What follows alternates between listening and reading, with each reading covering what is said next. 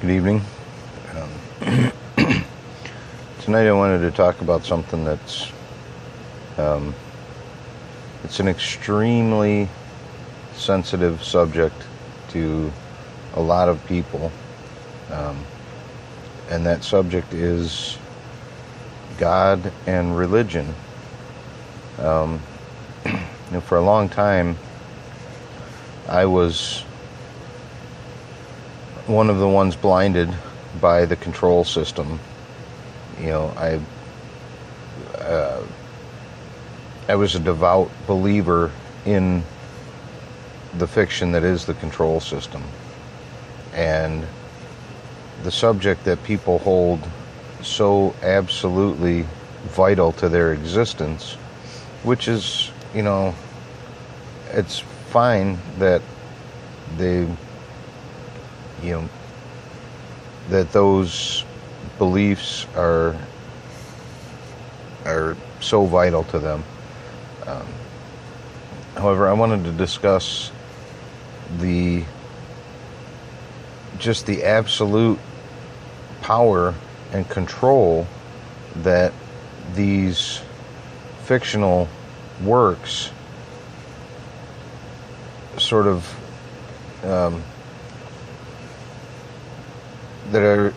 these works put on people, for lack of a better term. I've had a lot of discussions in Instagram or Facebook, or even just in casual conversation, and a lot of the terms or a lot of the comments that I see are, oh, it's okay, everything is going to be okay because Jesus is coming.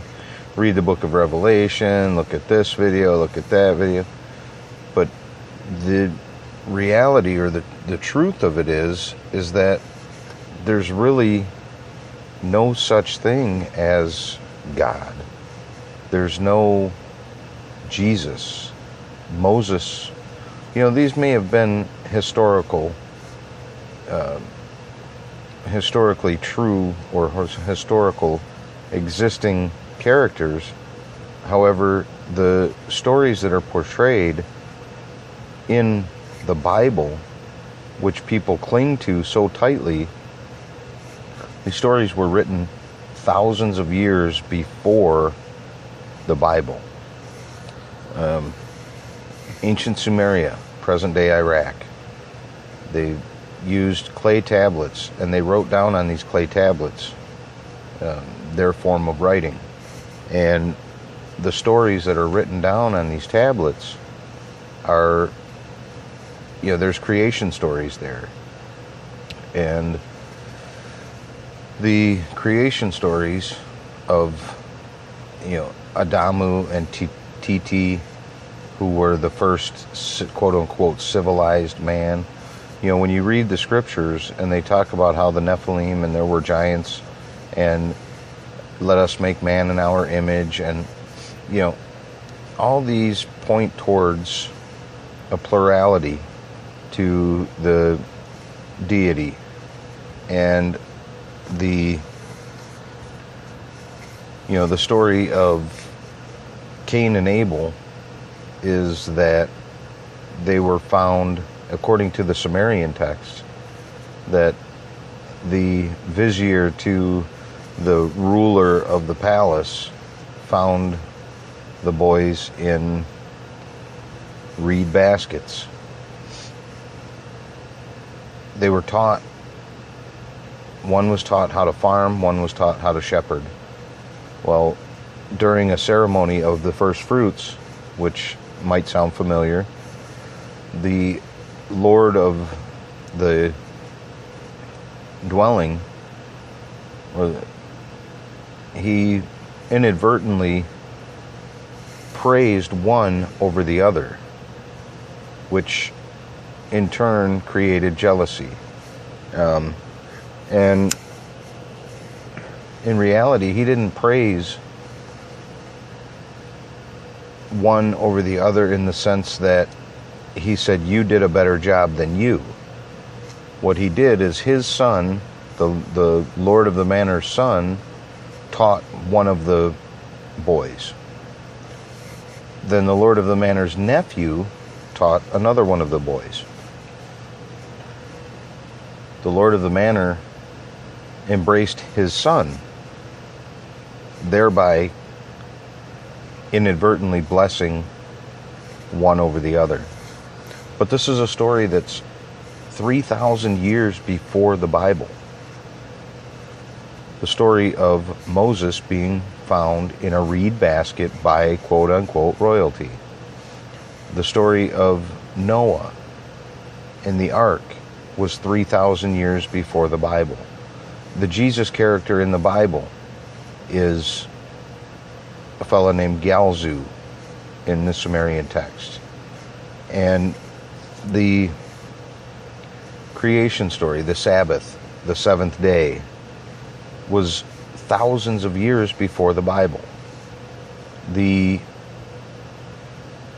power that the Bible holds is something that has been passed down from generation to generation. The Vatican just recently contracted a man, his last name is Bellini, to translate the ancient Hebrew text that the Bible was based off of. And in his translations, he translated 17 books of the Bible. And in the ancient Hebrew that he translated, he confirmed that the stories of the Bible were based on the Sumerian texts. So it's corroborating the story of the Sumerian texts. And I've had this discussion, and people tell me that, based on witness accounts, the Bible is true based on witnesses of the day. Well, what about the Sumerian witnesses? Aren't they just as valid? But the idea that mankind was at a certain point dispersed among the earth and then taught various religions as a form of control. And the control system being, if mankind were to conglomerate and come together with a common purpose, mankind would be unstoppable. And if you want to control the masses, one aspect to doing that is to sick the masses on each other.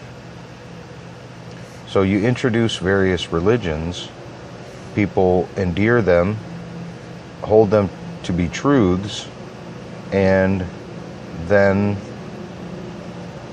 vilify anyone who doesn't believe in their religion. And that's exactly what's happening on the earth today. Is religion has been the driving force behind most of the massacre and warfare on this planet. And the idea that mankind needs this book to teach them how to be good people, or to teach them how to be kind to their fellow humans, is, to me, it's absurd that we actually need to have this manual to teach us this. When babies come out of the womb, it doesn't matter what color they are, it doesn't matter what sex they are, it doesn't matter what economic situation is behind them. Babies come together, and they come together. And it's just the nature of people. But in order to get people to sort of in the direction you want them to go, is one control mechanism is religion.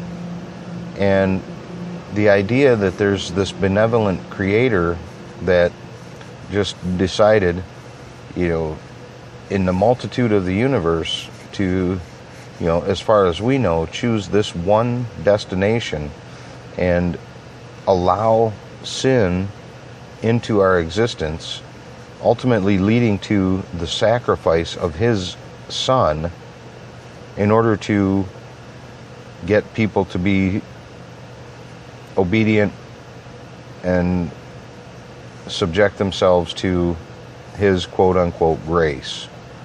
Now, you look at the stories in the Bible, and it's all servitude and obedience. Obey me, listen to my word, the word of God. Well,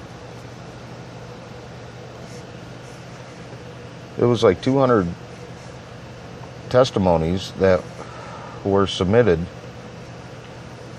at the time that the Bible was being written. And why is it there was only 64 of them that were chosen? I'll tell you why. It's because at the time the Bible, or those Hebrew scriptures, were akin to today's mass media. And so they chose the stories that would only verify or confirm the official story or the official version of events. So now they put together this collection of quote-unquote witness testimony in order to lead people down a certain path. And the reason that I'm commenting on this evening is because I see more and more and more just in world events where religion is driving this planet towards another world war. And the next world war will be nuclear because Clinton is going to push the button against Iran. And that's what the hidden hand is moving us towards. And every time, you look throughout history, every time there's,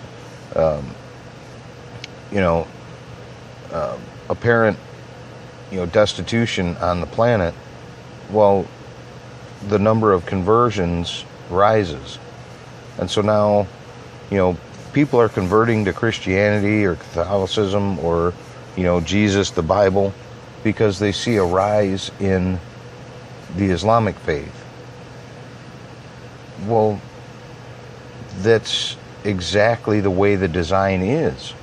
The design is to empower each of the individual religions to then rise up against each other. And what I'm requesting or asking people to do is to stop and ask yourself, where do your beliefs come from? Not how do you or why do you, but where did they come from? And invariably, I think you'll find if you ask yourself that poignant question, it came from your parents. And not in a malevolent way did your parents teach you this, because that's what they learned from their parents. And so these are propagated through the generations because that's exactly what they're designed to do. And I believe that if people could come to understand exactly where we all originated from, I think the reality or the existence that we have today would be unthinkable. So I'm just asking you to not question your faith, but to just stop and ask yourself, where do your beliefs come from? And then once you've decided, just to please do some research on where these religions originated and how they correlate to each other. So it's just something I wanted to get off of my chest. I appreciate your time and thank you. Good evening.